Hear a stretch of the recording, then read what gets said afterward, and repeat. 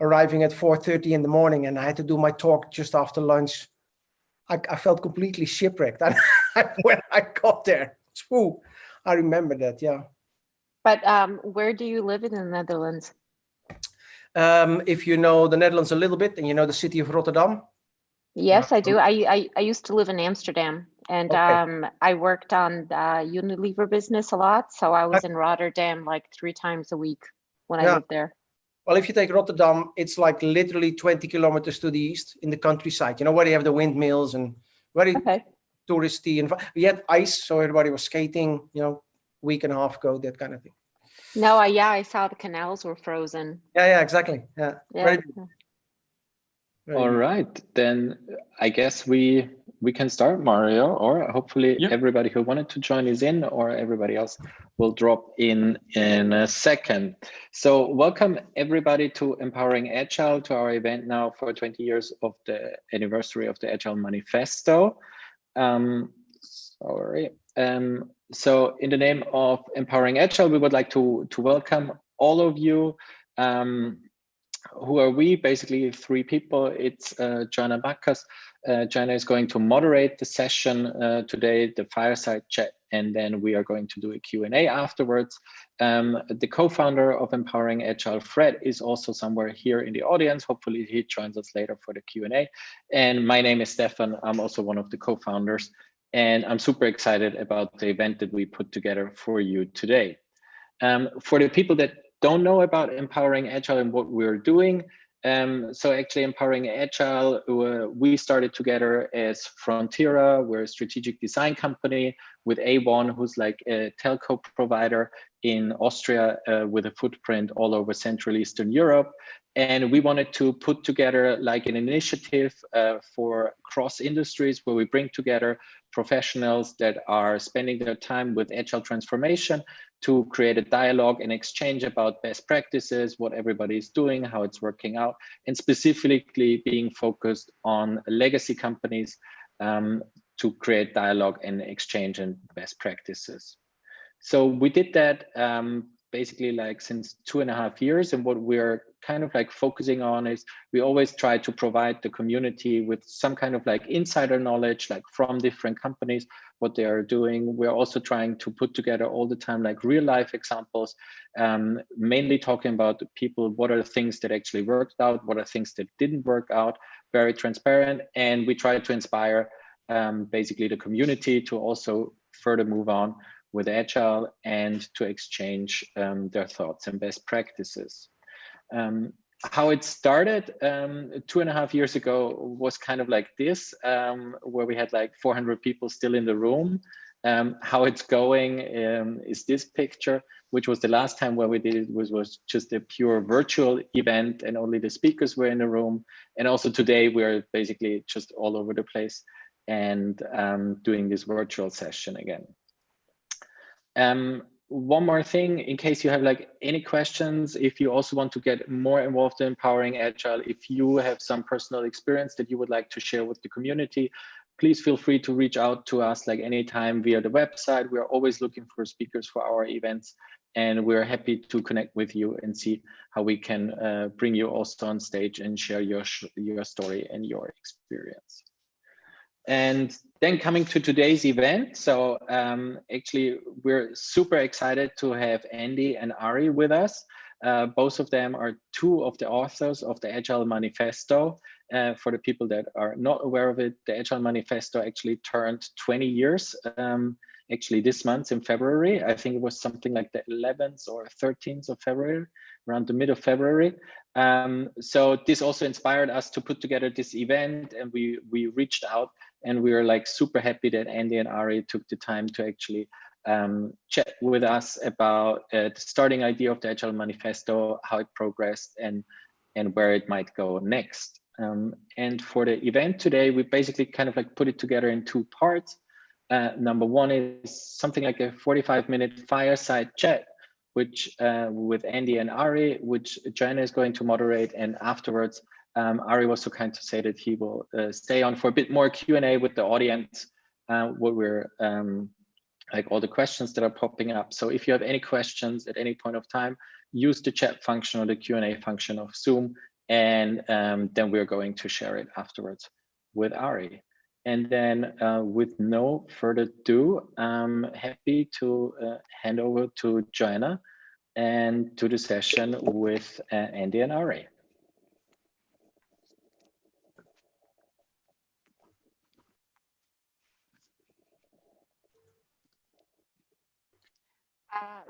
I would also like to say thank you to Andy and Ari for participating in this event. And I guess like the first question that I would have for you, what have you been up to for the last 20 years? So what are you focusing on now? And I would start with you, maybe Andy. So it's interesting that it happens to be 20 years because there was a lot happening in a few short years of time there. So in '99, Dave Thomas and I wrote the Pragmatic Programmer book, which really kind of launched our careers and was a bestseller on Amazon and all the rest of that. And then there was the Agile Manifesto in 2001, and about that same time we were writing the Pickaxe book, which helped launch Ruby to to where it is today. And so this was all kind of in the mix at the same time.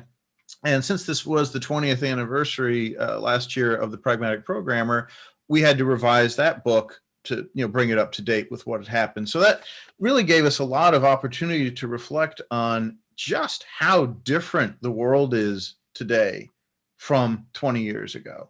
And even looking back at that, it's a fun conversation to have with your kids. It's like, yeah, there was no Google. We used Alta Vista. There, things that you really take for granted today. And we found a lot of little bits of text in the original edition of the Pragmatic Programmer book talking about the build machine sitting in the corner on a spare PC. And it's like, no, it's a pipeline in the cloud, right? This is completely different now. It's a different environment. It's the same ideas, but we do things very differently now.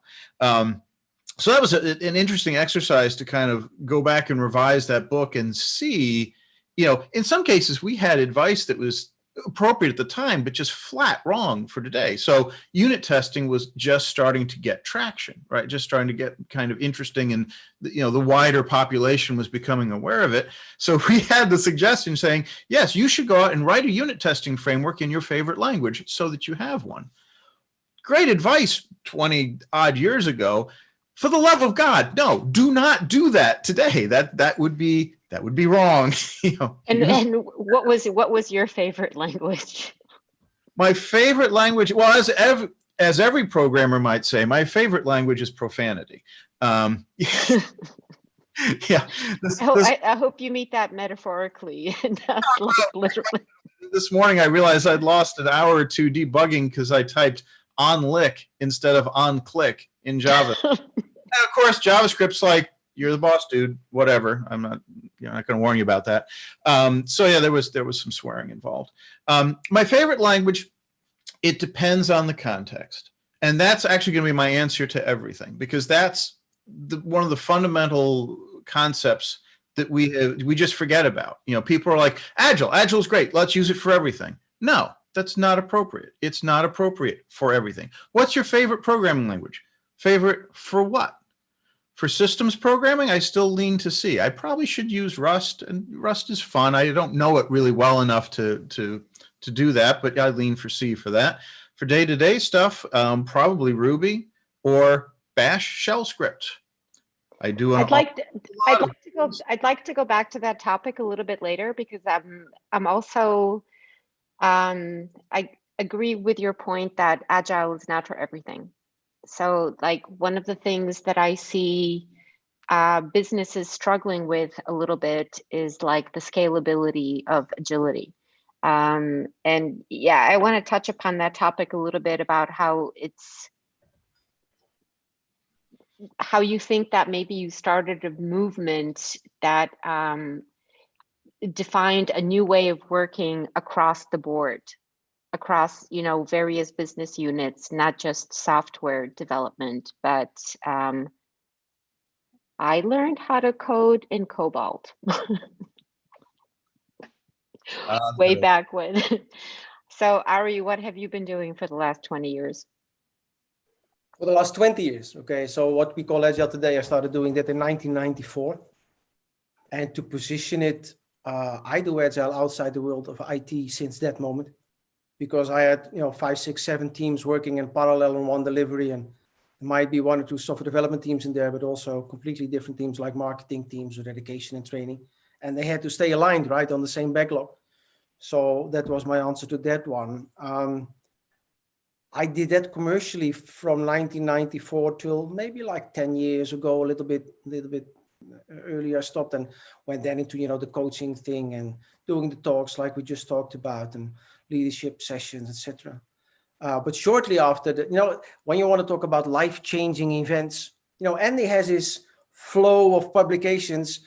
I was very active. Yeah, exactly. But I was very active in the DSDM community at the time, where you focused on full delivery. So not just software development, but everything, making sure that you get that value delivery that you're looking for. So I was very active in the DSDM community. It was Europe, across the globe, but most of it was in Europe.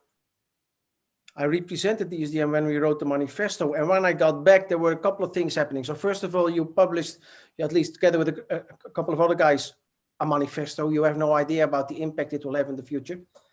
Then I came home. I think I came home on the Wednesday morning, and my wife was waiting about 75 meters away from the house, stopping the car. I opened the window and said, "Before you come in, you have to know the house was on fire while you were out there in Salt Lake City." I said, "Okay, thank you very much." And then later on, she said, "Oh, by the way, I'm leaving you." So if you talk about life-changing events, in one weekend, 3, right? 1 go. So that kept me busy, right, for the first couple of months to get it sorted again. Okay. But on the business side, I have always done Agile, in the natural sense of the way I perceive Agile. I've always done that. It gets more formalized, right, after the manifesto. And when you ask, those values and those principles, I think that there are still so many people struggling to get there, right, organizations. So I think there's for a lot of organizations a long way to go. And I started doing this, and I bumped into the problem that what felt for me so natural and so logical was for a lot of people not at all. And that at one moment in time, I started diving in, and one of the things that I did, I started focusing. Okay, why is it so difficult that people have problems? Because I did, for example, at clients, you do 3 projects in a row. They have decennia of time problems delivering successful projects, and you do 3 successful projects in a row. Why is it then so difficult to adopt that way of working? And they would say, "Yeah, it's so complicated." And I thought, fuck, there's nothing complicated about this. That's bullshit, right? It's logic, it's structured common sense. So the question is, why are people cheating on themselves? Because that's what they do, right? If you claim it's complicated and it's not complicated at all, what's the problem behind it? And then I found out, and I those talks, I had I like to have a title, and I used to call that a couple of years ago, the complexity and the simplicity of Agile, because Agile itself is not complicated. When you're like here on the inside, that by nature, it's like, oh, there you go. But if you are in overstructured, bureaucratic, old organizations where those silos and those predefined career paths and the bureaucracy and the progress reports and all that bullshit are so internalized that people perceive it as this is the way things are in the world, a paradigm, then you realize that Agile transformation is a paradigm shift. So I started developing. So I work a lot with psychologists and people that are certified coaches, because everybody wants to do it. And I think we have 32 people, including us, I think. We know that the biggest problem, especially in the older organizations, is the management team, because they are the longest in the organization. They have the strongest old paradigms, and they will tell you it's impossible. So I started focusing on that, and I like that a lot to do that. I travel the world. Yeah, I think it's very difficult to kind of like let go of your comfort zone. What I'm kind of curious about is like, so first of all, were all of you working in the same company? And I'm kind of curious about what was the catalyst. Was there something, was there like the camel that broke, the straw that broke the camel's back? And then did you get yourself into a room, smoke cigars, and rub your hands and say, okay, we're going to change the world? Was there kind of like, was it kind of like a buildup of like certain learnings that you've had, and that you realized that there was a better way of doing things? Or was there like one big trigger that you said, okay, that's it, we need to change the way that we're working? Andy, you first. So, yeah, I mean, there were 17 of us involved there, and I don't think, maybe one or two people had been working at the same place together, but mostly everyone was kind of coming to this from their own path. I mean, you had the Scrum guys, you had the XP guys, but for the most part, you had sets of people who are off doing their thing, all kind of converging on the same fundamental idea that what we're looking at is what you would call now complex adaptive systems, non-linear systems, and people insist on using linear tools to try to manage them and to try to work them. So I love that term. Well, I often explain this to people. I mean, you start throwing around big sciencey words and a lot of people clam up and stop listening. But I try to explain to people, it's like, you never want to be in the position of fortune telling, right? And this goes very deep. So I mean, you've got the obvious examples like coming up with a 6-month or 12-month detailed project plan, as Ari would say, bullshit, right? That's rubbish. It's nonsense. It's not going to happen that way. Why are you wasting your time even doing that? And people will kind of accept that argument. But then it's like, okay, now you realize you're budgeting a year out. That's just as bullshit because you're fortune telling. You go to make your code extensible and maintainable. Rubbish. You're trying to fortune tell what's going to be needed in the future.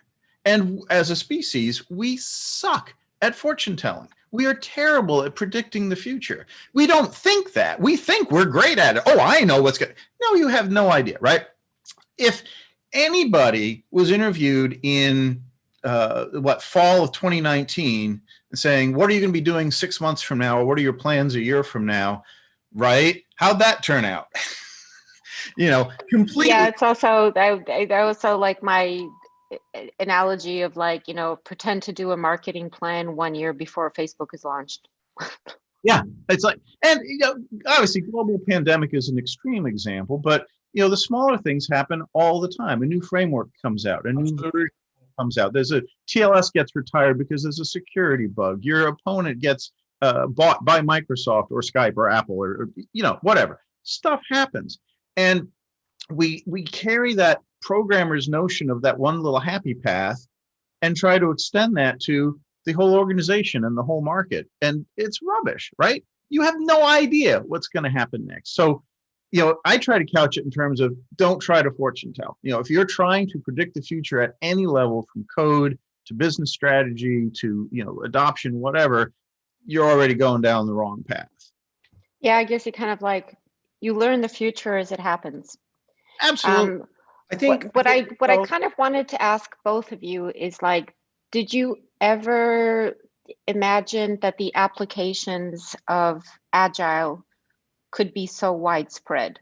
Because, I know both of you, and the entire team started with software development, and the thought that within 20 years it would be adapted.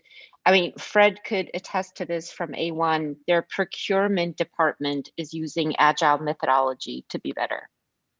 So did you imagine that the widespread applications could be actually so broad? Ari, I would actually ask you maybe.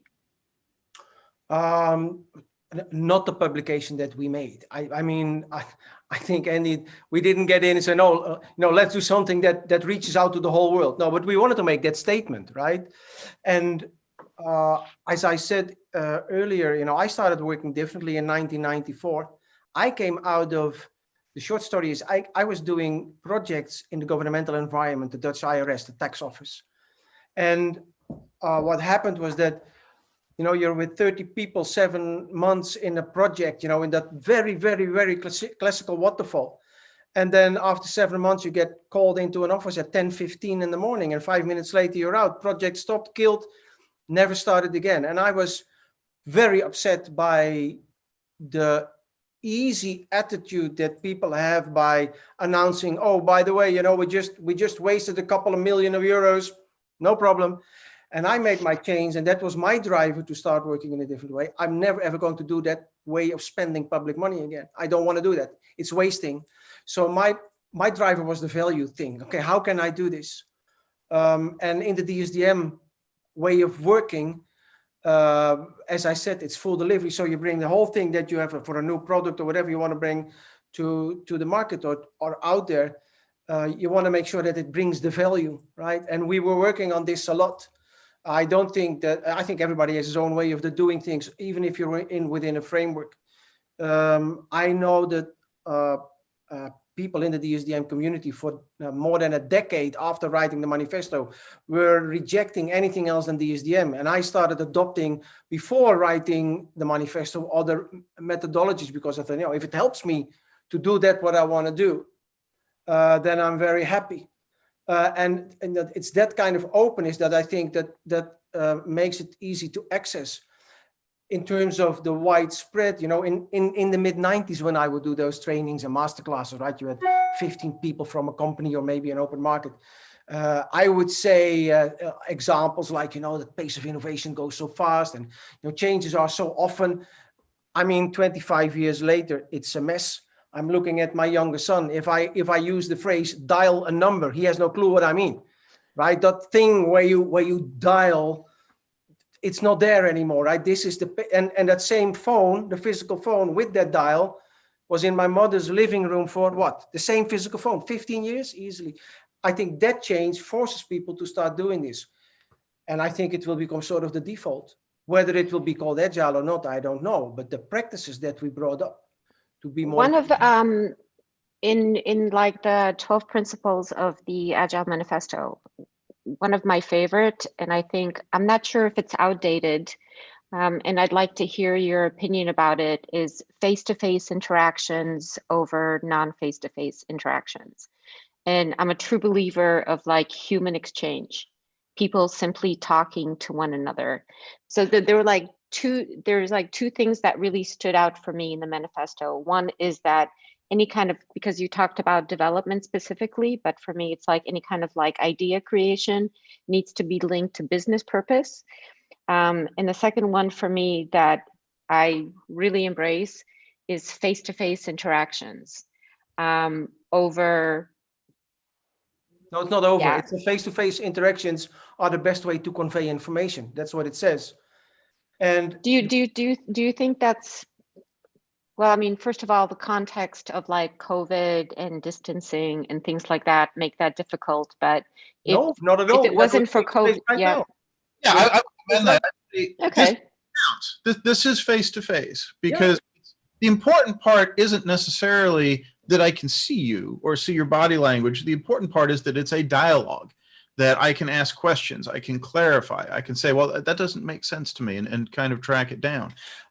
You mean like rather than just documentation, for instance? Sure. Even an email, or God help us, a design document, or some static piece of rubbish like that. It's a monologue. There's more friction in trying to create a dialogue and get answers and actually understand it, because requirements analysis, right, is a nonsense term. It's never been that. That's never the right way to do it. What you want to achieve is shared understanding.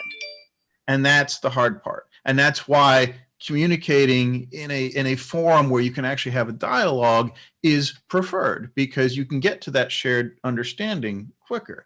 Somebody asked me once, what is it that programmers really do, right? Management might think that it's just typing. If you could type faster, we could get software out faster, right? Well, that's not it, right? What do we actually do? It's about communication and learning. Those are the two fundamental activities of software development, and other knowledge work areas as well, right? The folks back in the day, the management gurus, were all over the fact that knowledge work is very different from other kinds of activities. management hasn't figured that out yet. And it's, universities and master's programs still don't quite grok that like they should. But, it's all about communications and learning. And you say learning, okay, well, yes, there's the tech. You got to learn the new tech, right? Today is Thursday. There's 4 new JavaScript frameworks just came out. Not even kidding, right? So you've got to learn the tech, but you've got to learn the characteristics of the system under development, the emerging characteristics as the system is growing. You're learning it. You're learning how your team reacts and how you interact with them. You're learning the needs of the user, the domain, the whatnot, right? So it's a constant state of learning, and you're communicating all of this. You have to communicate with your team members. You communicate through the machine with the code. You're communicating, hopefully, with the end users, so you're not just developing something in the background. And yet, how many of our practices or our underlying theory are centered on learning and communications? A few. You've got XP's pair programming. I mean, you've got little bits and pieces here that kind of, speak to that, and bits of the manifesto saying, the number one item, right? What's the number one item on the manifesto? Individuals and interactions over processes and tools. And no one ever gets to the other 3 because they get tripped up on that one.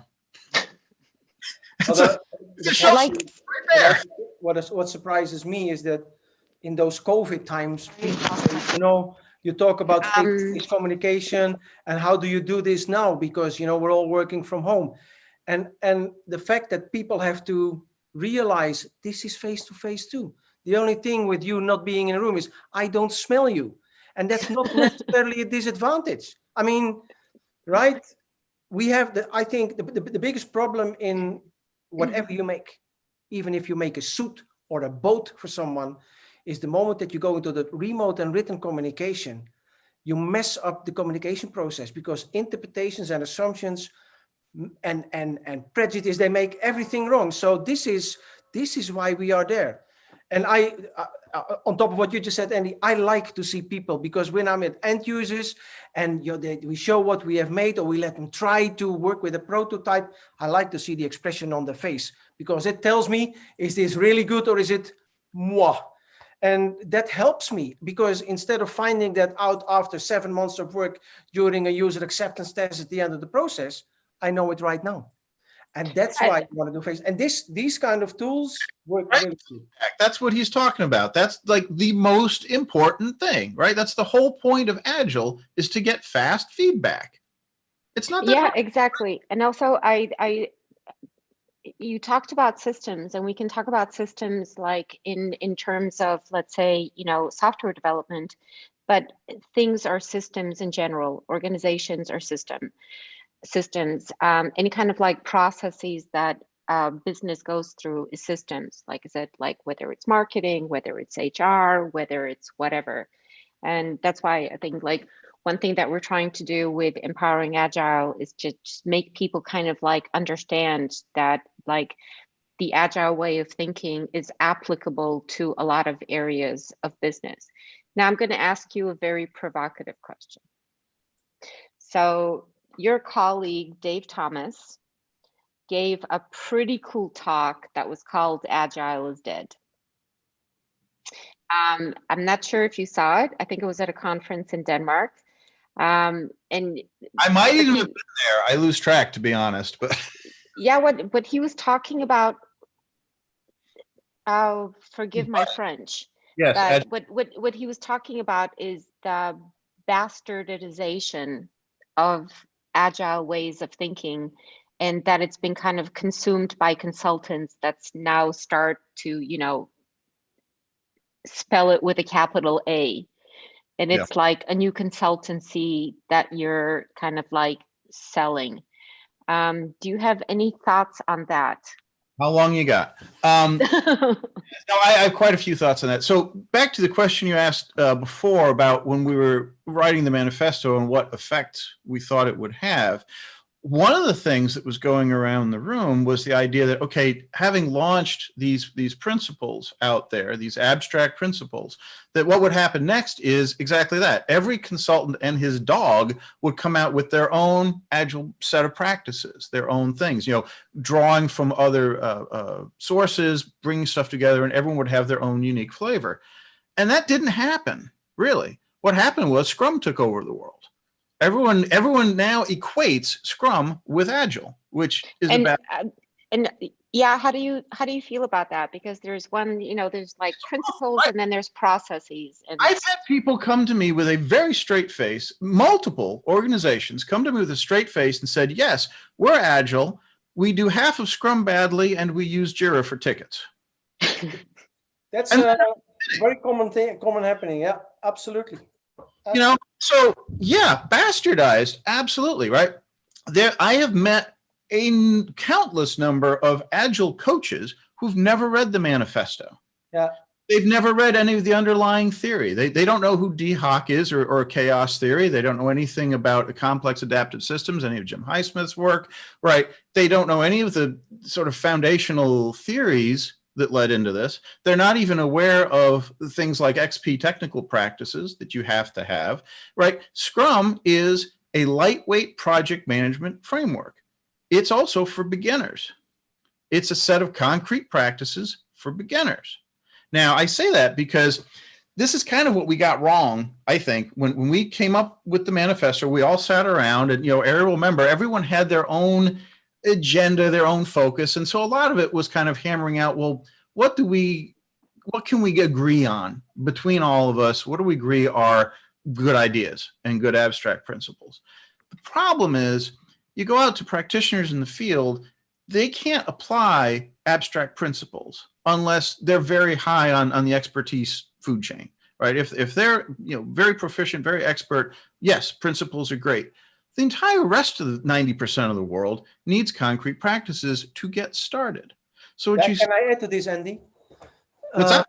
Can I add to this? Because it's not only this, but also if you go into human psychology, you use the word, Joanna, comfort zone. People don't like change. So what they do is they project Scrum because that's the easy part, as Andy just said. And they look at their own role and they look at their own. And so you meet people that say, yeah, we do Agile. We have a sprint for analysis, for functional design. And this is not a joke. I wish it was a joke. It's not. So if people say, because that was your question, Agile is dead, Agile has to mature first. And I think that's a good point. Call it Agile or not, this way of thinking and working will become the default because the pace of change has gone up, will never go down, and you have to be able to respond. I think that the pace of change is literally just extremely accelerated. Of course. I mean, I've been hired for, like, let's say, setting up Agile teams, and a client asking me, what will this project look like in 7 years? Like, we'll be on Mars, in Elon Musk's Teslas. Who the hell knows? Who the hell knows?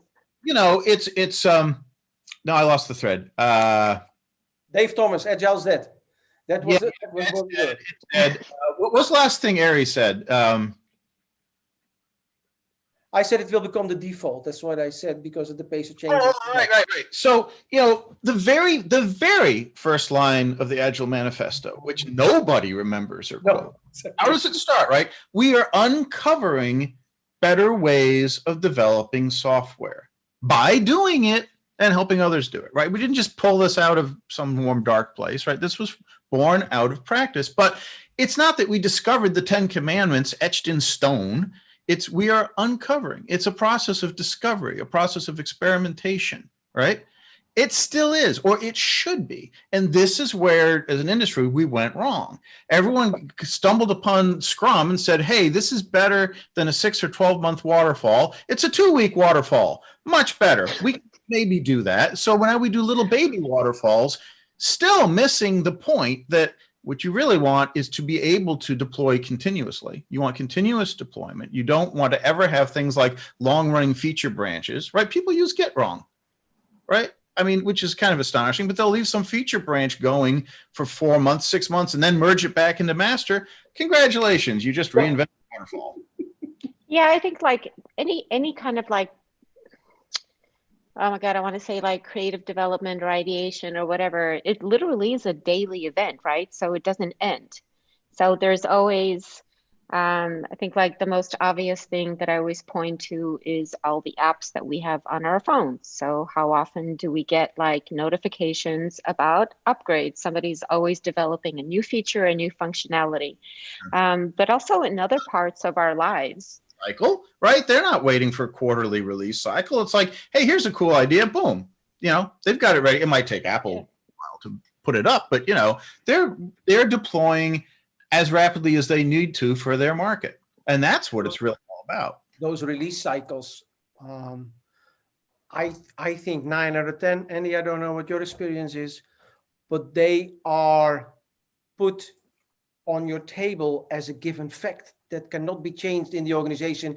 And the people who are so rigid about this are, and I can say this freely because I'm 56, close to 57, but those are most of the time guys in their 50s with gray hair and a beard, and they are the worst. Yeah, sorry. It's not about being personal, but you know, but this is what you mean.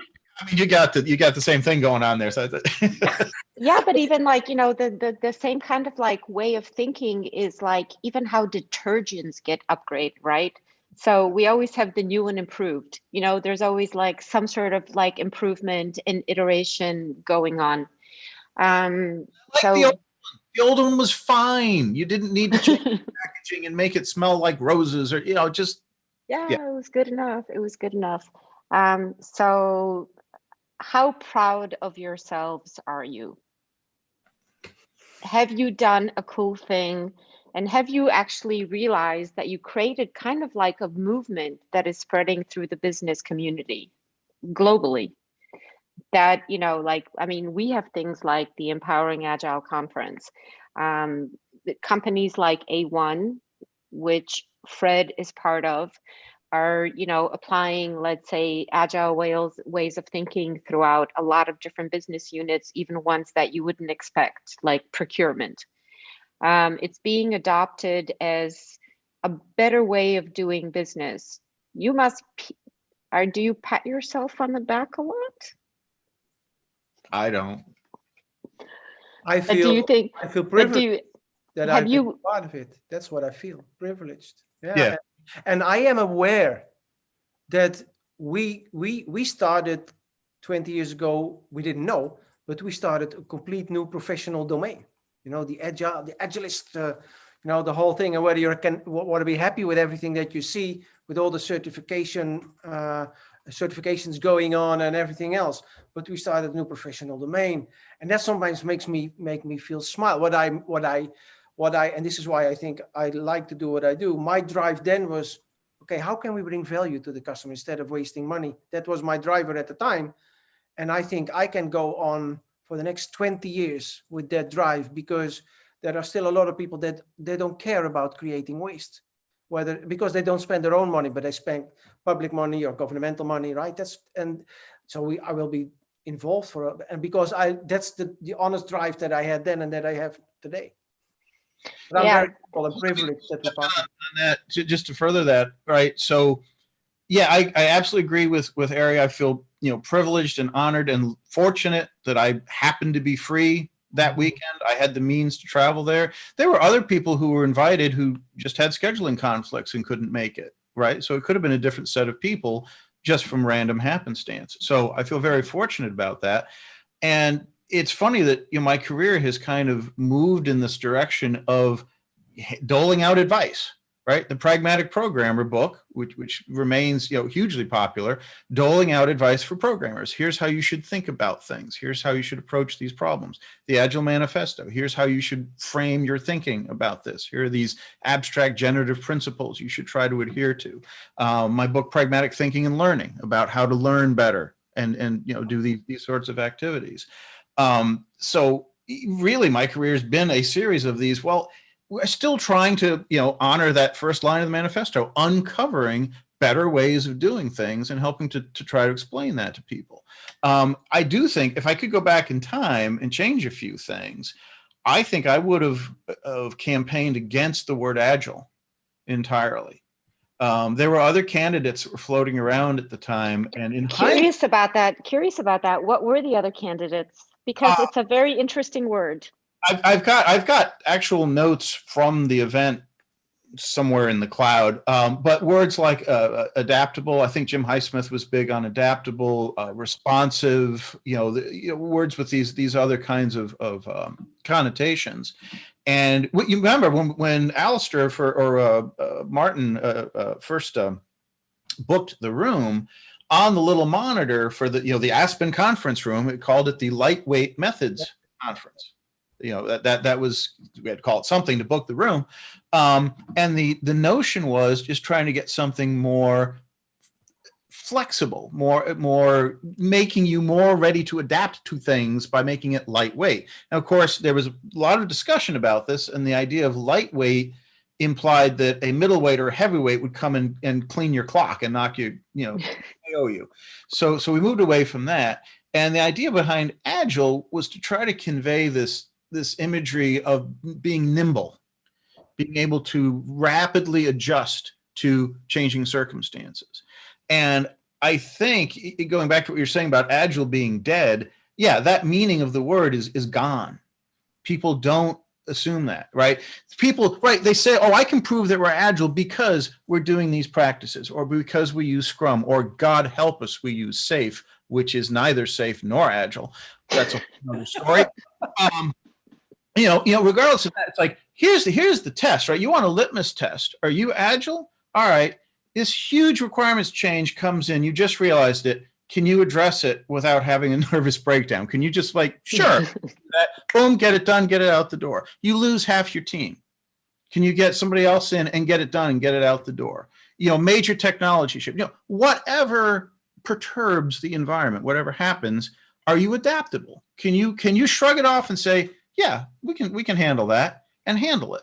If you can do that, you're Agile. And I don't give a fig if you're using Scrum, or if you're using chicken bones, or Ouija board, whatever, right? That doesn't matter. Are you actually a fast adapter? Can you adapt to change? Because I started to say before, when you're talking about the pace of change, whatever we're experiencing now as the pace of change is the slowest pace of change we will experience in our lifetimes. It is monotonically increasing.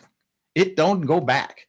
Once that genie's out of the bottle, it just keeps going. So ponder that, because we've been through obviously quite some significant changes in the last 12, 18 months, and consider that's just going to get faster. So I don't think we have the luxury of saying, well, we're going to stick to our linear command and control, rubbish, whatever the business school taught me methods. Yeah, you're going to get your lunch eaten. Right. Yeah, it's just, I think it's just kind of like continuous running up against a brick wall. So it's the classic thing of you keep doing the same things and you're expecting something different, and it just doesn't happen. So I'm not sure if it's an Einstein quote, but yes, adaptability, I think, is really interesting from, let's say, the software development point of view, because it's such a fast-paced kind of thing, but also just overall in a business point of view, but I think also in a personal point of view, right? So what was the subtitle of Kent Beck's book, XP Explained, the very first XP book? What was the subtitle? Don't remember, I'm not a developer. Well, but everyone should know this, right? The subtitle is Embrace Change. Not grit your teeth and put up with change. Not hire a ton of management consultants and try to go through SAFe with a label maker, but embrace change for competitive advantage.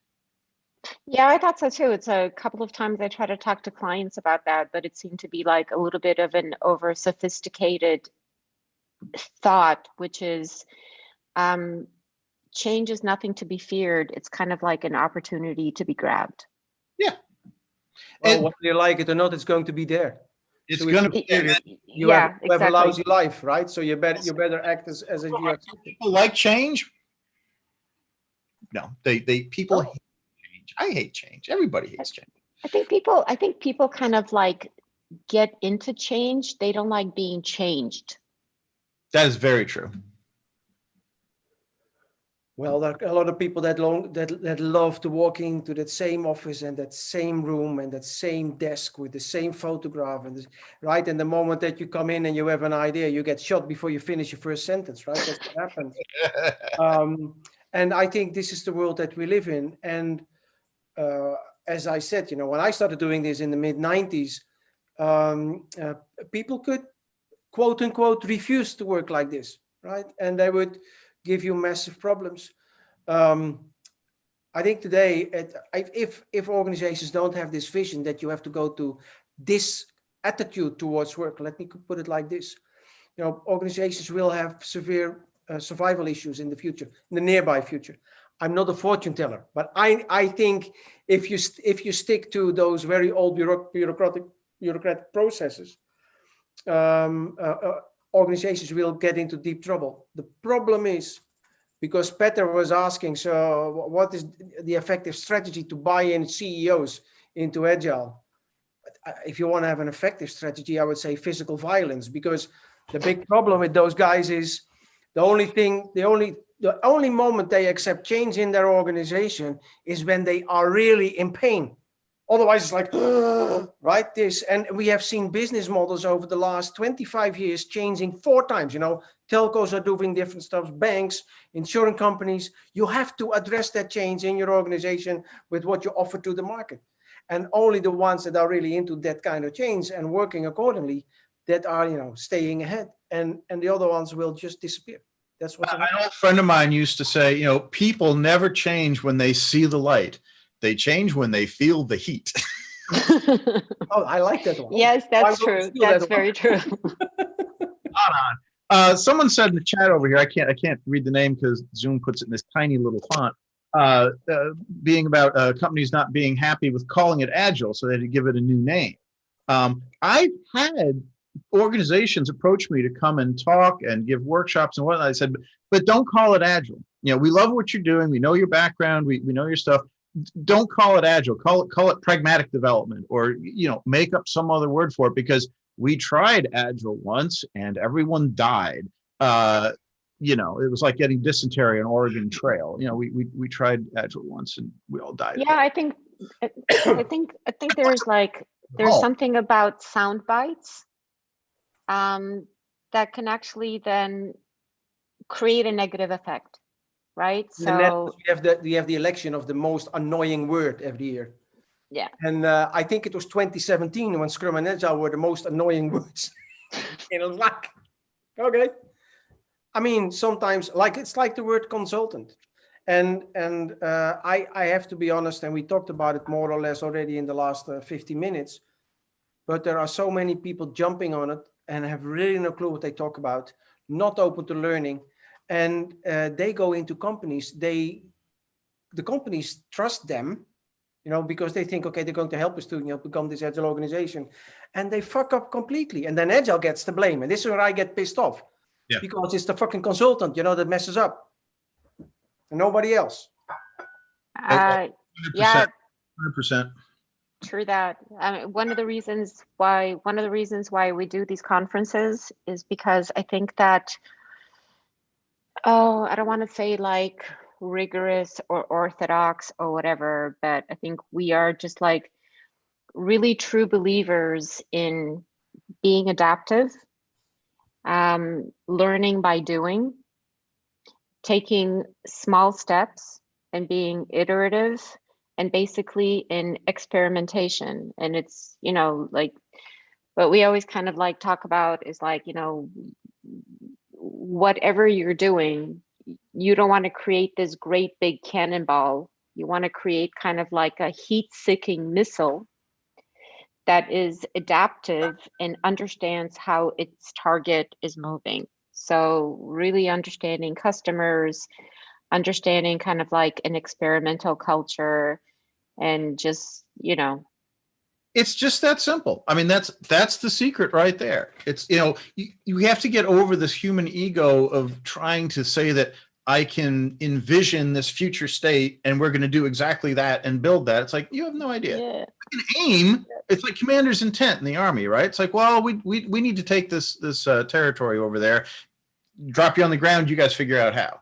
Because as a general sitting back, I have no idea, what 4 guys are going to shoot at you and what you're going to experience. It's like, well, here's the goal. Now you're in the field. You know what to do. Yeah. Happen. I think it's Eisenhower that said that having a plan is stupid. Having continuous planning is smart. Mike Tyson said, everyone has a plan until they get punched.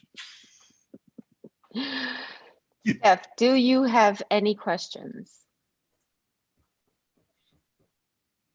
Steph? Yes. So I think like what I think it was like super interesting listening to you and like all your experience and all your thoughts.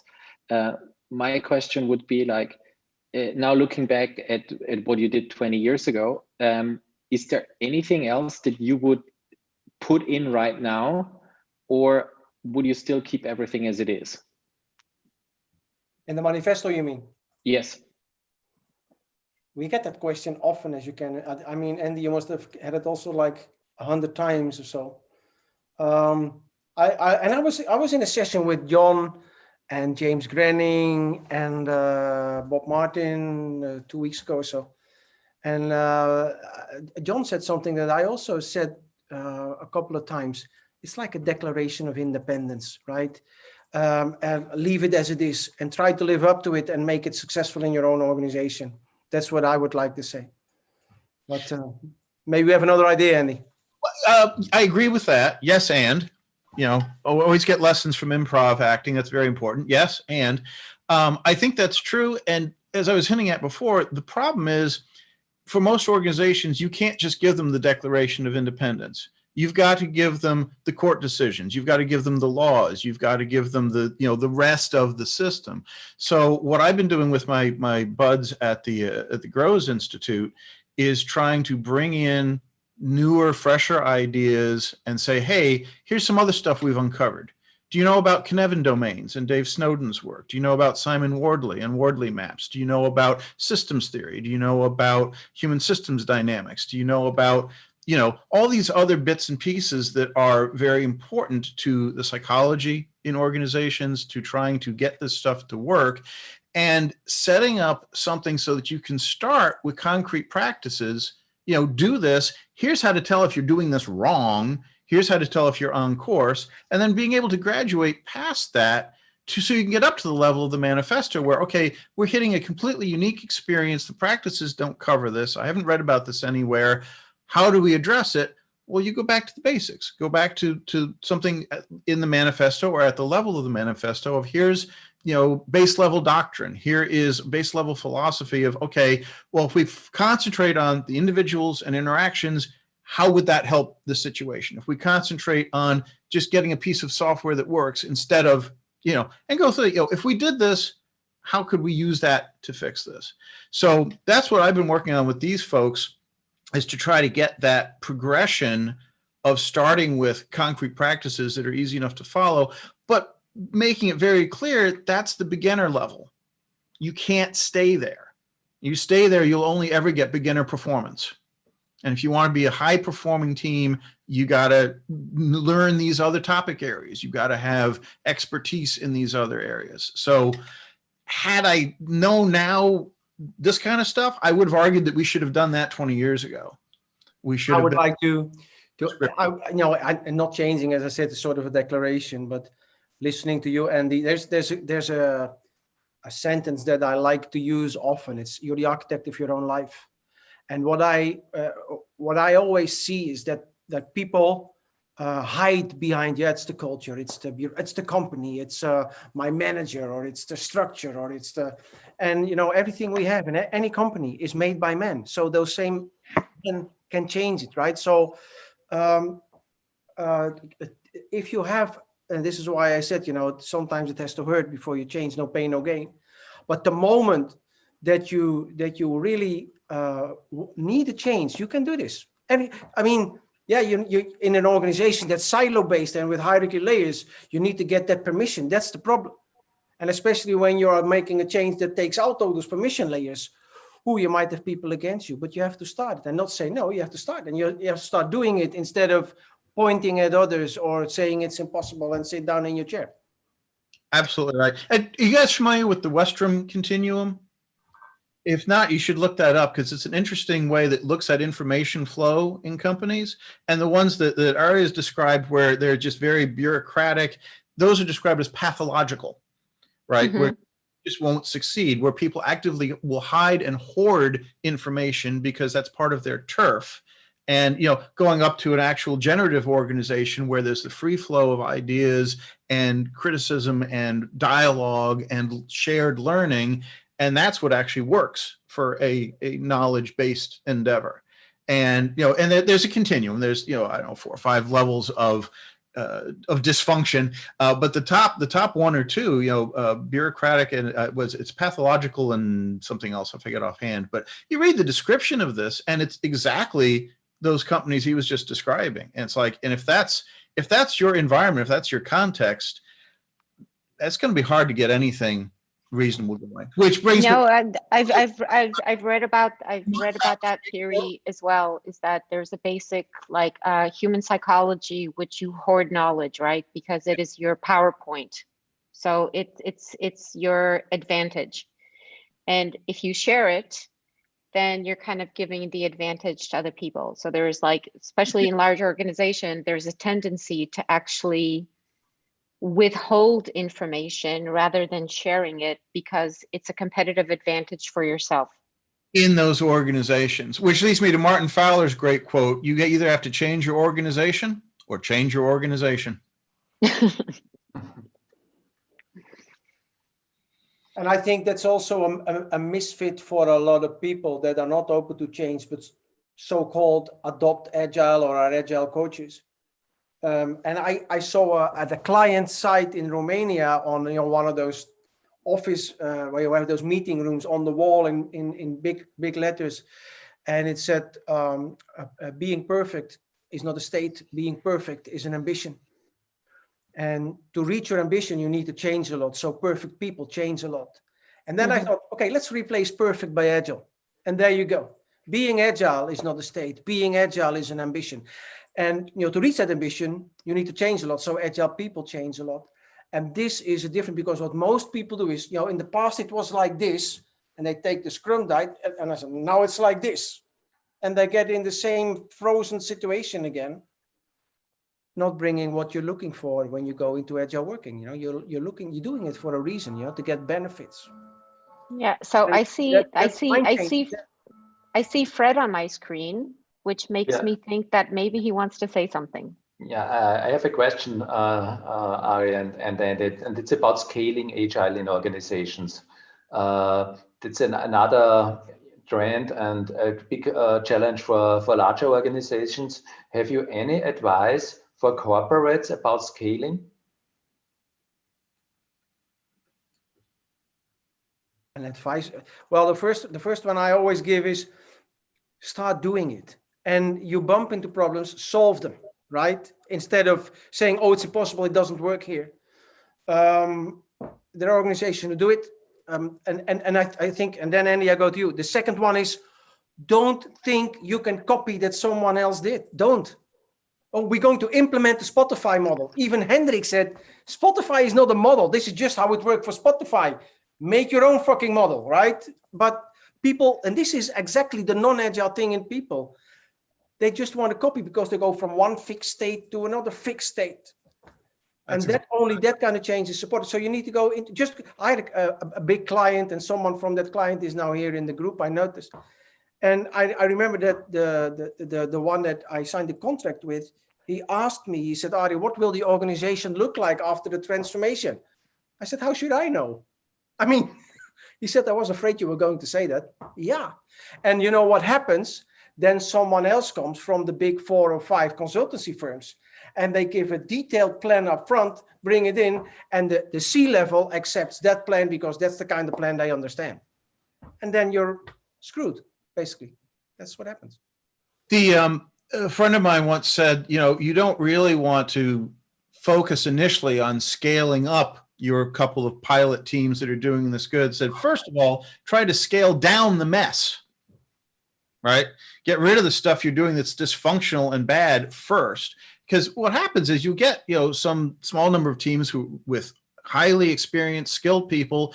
Great, let's scale that up. Well, to do that, you need a lot of experienced, skilled people who are good at communicating with each other. You got to scale up the good stuff. But there's, again, in a bureaucratic organization with these other problems, that's all going to get in the way, and it's not going to work out well. And let me just give a quick rant. Scrum's the wrong metaphor, which I always found interesting, because it talks about a sprint, right? A sprint. What happens when you run a wind sprint, right? You're exhausted afterwards, and you have to do it again and again and over. It's a terrible metaphor. So people, okay, it's not a sprint. Fine. It's a marathon, right? It's a long. No, marathon's still the wrong metaphor, because now you're just running for a really long time without a break. That's terrible too. And neither one's accurate, because both are linear. I know where I'm starting. I know where I'm ending. I know what's in the middle. It don't work that way. It's an obstacle course. You don't know what's next. You're going to run fast on parts of it. You're going to slow down on other parts. But the key thing is you don't really know what's coming up over that next hill. That's the metaphor. So when we talk about scaling, that's the metaphor you have to keep in mind. How can you best get teams to coordinate and communicate and learn, embracing the fact that you don't know what they're going to be facing? And what I think is the biggest problem in this kind of situation, that people start from the scaling part, so in line with what Andy said, they start on the wrong side, let me put it like this. And also, especially C-level, they expect miracles overnight. And my father used to say, it has to get worse before it gets better. And if you want to lose weight and you start on your diet, before you start losing weight, you feel uncomfortable and hungry. And you feel you're not getting there, and then you lose a couple of kilos, and then you get to this platform where you stay for the next 3 weeks, and you do exactly the same as the diet says. You have no clue what's going on. And that's what it is. And persistence and trying to find within the values and the principles, what can we do to solve this? That kind of thinking, step by step forward, instead of implementing, we said it, implementing those big frameworks don't help, period. You have to find your own way. That's a great example, because think about like the diet and weight loss industry, right? I mean, that's a huge industry with contradictory advice, right? This method says you should eat this way. This one says, eat only carbs, don't eat carbs, eat fat, don't eat fat, do this, do that, just count calories. No, that won't work, right? Why are there so many different approaches? Because bodies react differently. Exactly. For some people, this kind of diet's going to work great. For that same person, this one won't work at all. It's context dependent. And that's what none of the diet plans or any agile transformations tend to say. It's like, here's our one size fit all solution, do keto, do the, whatever. Well, no, that's going to work for some people, but it's not going to work for everybody. Context, I have gone hoarse for 20 years saying context is key. It all depends on the context. It does depend on the context. And I think one thing that you both were saying that I think is, it's not a sprint, it's not a marathon, it's an obstacle course. It's a continuous obstacle course. And you never know when you have to jump a little bit higher or do something else, because the path in front of you is unpredictable. Yeah. I think like what you were talking about a lot, Andy.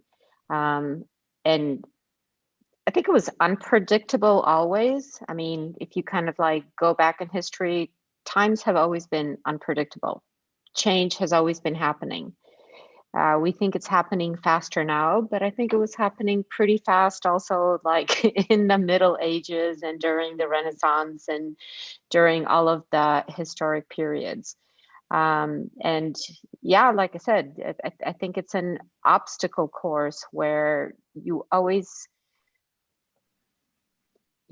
need a sense of wit about you. You need a sense of seeing kind of what might be coming up ahead without having the perfect prediction of what's coming up ahead, but always being prepared for the unexpected. And I think that's what's happening with business now. I think that's what's happening with government. I think that's what's happening with health. That's what's happening with a lot of things. I've so much enjoyed the conversation with you guys. Steph, do you want to take some questions maybe from the audience or? Yeah, we actually would have like 3 more questions. And the first one would be like, since both of you have seen like a lot of organizations, when did they actually bring you in when they already tried to do something agile? And is there like any pattern when somebody tries agile, but somehow it's then broken and not working out, that happens over and over again? I don't know about you, Andy, but getting involved and help us to learn how to do this, that changed over the last 20 years. In the beginning, it would be with a project manager, a team, and then it gradually flow into the CIO that would ask you in for help, and then the last 5, 6, 7 years, I get asked in by most of the time by a couple of people from the C-level, CEO, CTO, CIO, very often as a team. I don't know about you, Andy. It's funny. I think it kind of really has run the spectrum. Definitely in the old days, there was much more of, we tried what we thought was agile and we didn't know what the hell we were doing and everyone suffered. I had one large, well-known company come to me and we were interviewing the developers, said, how would you describe agile? They said, oh, it's a way of management beating the shit out of us to make us do more work in less time. I'm like, okay, what are y'all doing exactly? Right. So, and then I think in the last couple of years, I mean, there's still some of that out there with just, wild misconceptions, but I think it's more been, what else you got? All right, we're doing this, we're doing these things, we've gotten down to continuous development and we're in constant contact with our users. We got fast feedback. We've got all these good things going. What else you got? What else can you bring to the table? What are our next steps? How do we get into the post-agile world and, go on to the next thing? So I think that's been more of a focus in the last 2, 3, 4 years, maybe. But you still have folks who are back at this, not tripping at the starting gate, not even getting the basics down yet, which just frustrates the hell out of me. 20 years on, you'd figure we shouldn't be having those kinds of conversations. We should know better. But you look at geopolitics, apparently there's a lot of lessons that humans have had that we still haven't learned real well. So there you have it. The next question is from Wolfgang. Wolfgang, great to see you here in the call. And his question is, if you would need to choose a song representing agility best, what would it be? That's a tough one. Yeah. Can you repeat the question, Fred? If you would need to choose a song representing agility best, what would it be? Only the good die young. No. I would say there is this nice summer beat from 2 years ago. Pleasure in the pain, I would say. Thank you, Steph. That's funny. Was one more question, right? Great answer to that in about a week. It'll percolate in my subconscious. Oh, I know that,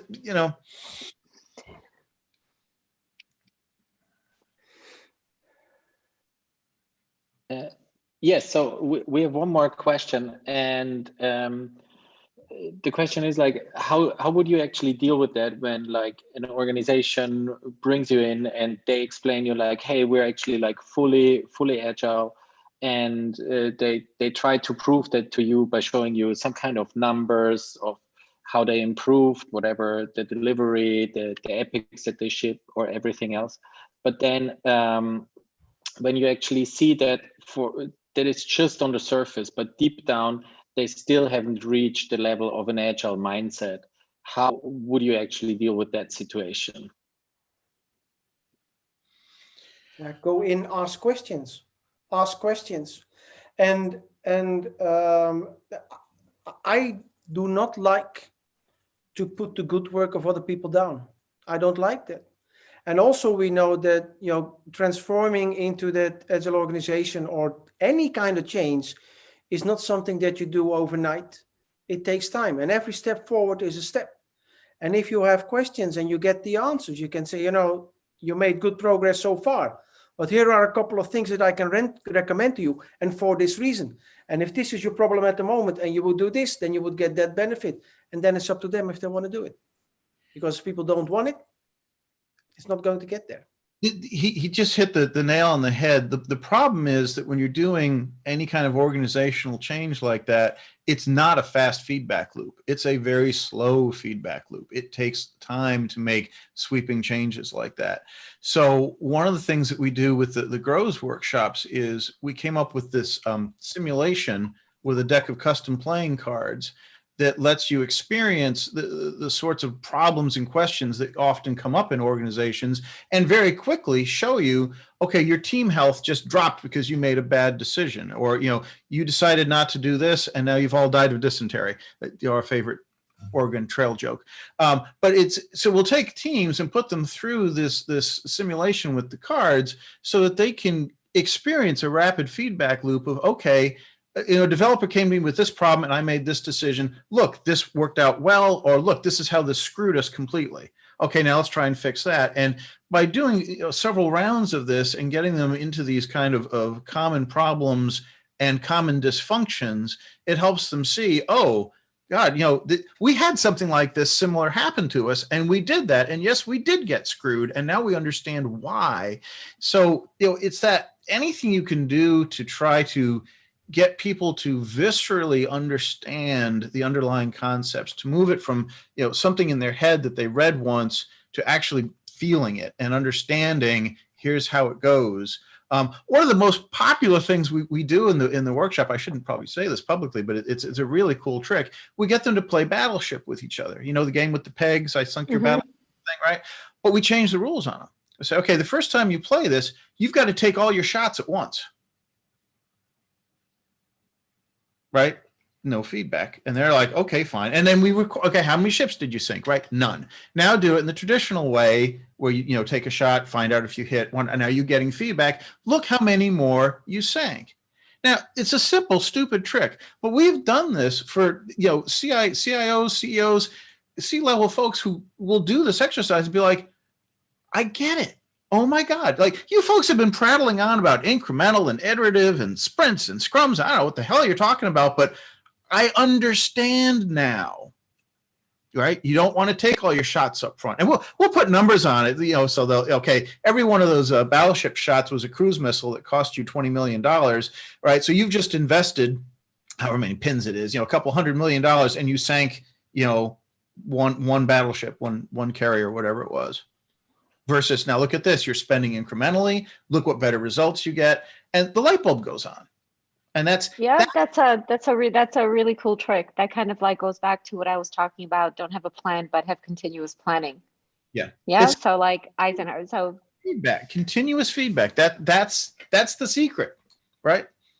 Send me all your checks now. That's it. Honestly, right? If you talk about continuous feedback and we talk about working in time boxes or with sprints, I think most teams, they do a refinement before they go into a sprint, and at the delivery, they show it to the maybe the product owner or maybe, and they have no interaction in between.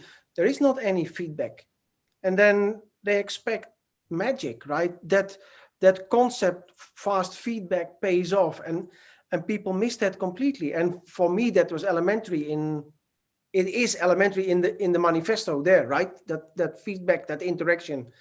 But because people never had the interaction before, and they don't really want to change, they don't get to the real interaction that they need, and they miss the feedback.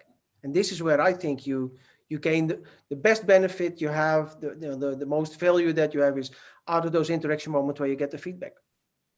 Yeah, absolutely. What he said. That's very good. What he said.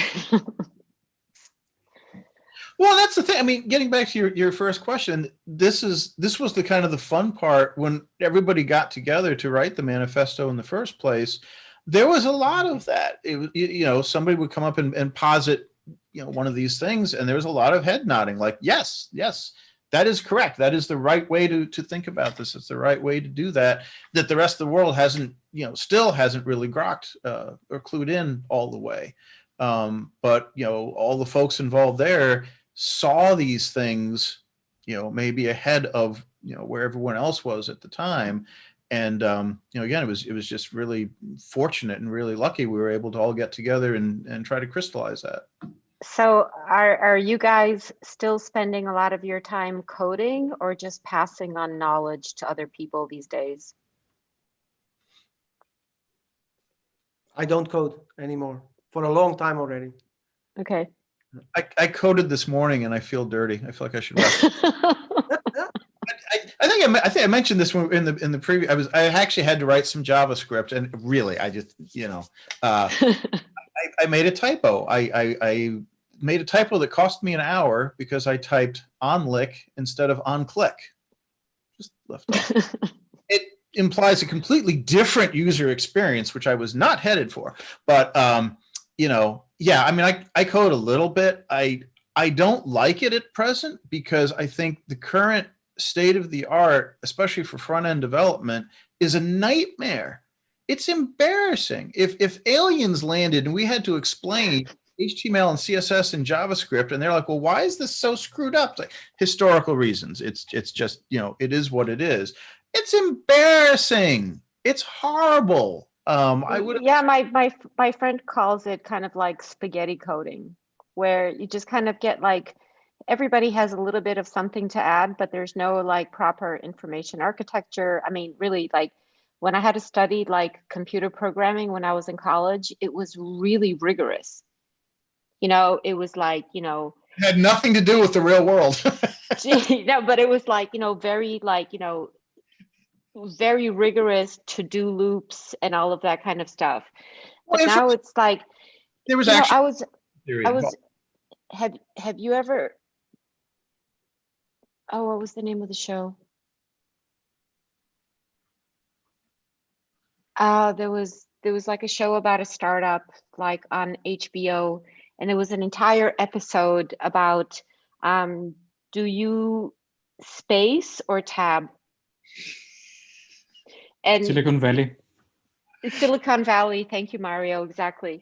And there was a fight between a man and a woman that they couldn't have children together because he tabs and she spaces. That's about right.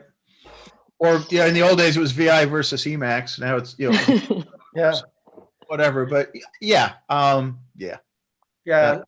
Tab or space. We're now going to the essence of life, don't we? Exactly.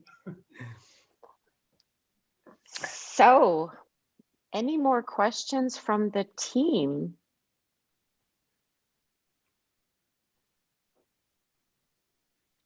Maybe I would have one lighthearted last question because I have the website of the Agile Manifesto open. Do you guys have any intention of changing the design, or do you still think it's perfect after 20 years?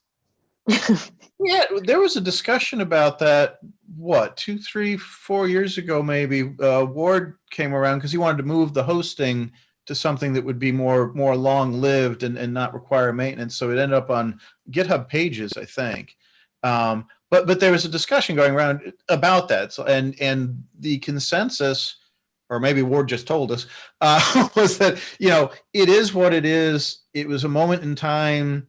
Here's what it was, and that's that. And I agreed with that. It's like, there's a picture. You can see the back of my head. You can go through and identify who the folks are in the picture, and there's the text, and it is what it is. Agree. Couldn't agree more. Leave it and make it happen instead of trying to work on that one. Just make it happen. Yeah. Before we go to the next one, we ain't gotten this one right yet. So, baby steps. So, Andy, Ari, Fred, I'm not sure if there's any more questions. This has been an incredible conversation for me. I enjoyed so much chatting with you, and I thank you wholeheartedly for your time and your participation in this. And yeah, I think that you guys did something really cool 20 years ago. I think it's adaptable to all kinds of business problems. Like I said, I like the thought of not treating it as like a marathon or a sprint, but kind of like a continuous obstacle course. And it's not an easy kind of mindset for people. So I think you have to have a certain kind of mentality to adopt, let's say, a paradigm of continuous change. And that continuous change needs continuous, adaptability. But I'm a really big believer in it. I think our company is. I think also Fred is. So your insights and your point of views this evening have been just fantastic. So thank you very, very much. Thanks for having us. My pleasure. Thank you very much. Andy, where are you based? I know, Ari, you're in the Netherlands. Andy, where are you? My office. Raleigh, North Carolina. Okay. Southeast United States, for those unfamiliar with U.S. geography. Where the sky is blue almost every day of the year. Carolina blue, they call it. Carolina blue. Very cool. So again, Steph, Fred, if you want to add anything, I just really wanted to thank the gentlemen again for their time and their contribution and sharing their insights and their thoughts. It's been a really cool conversation for me. Thank you. Yes. I enjoyed it. So thank you. I wish you a lovely day, evening, night. And hopefully we see each other again. Hopefully, you know, really face to face somewhere again in the future. Who knows? Yeah, knock on wood. Knock on wood. Okay. Thanks, Enjoy your day. everybody. Bye. Ciao. Thank you all very much. Bye.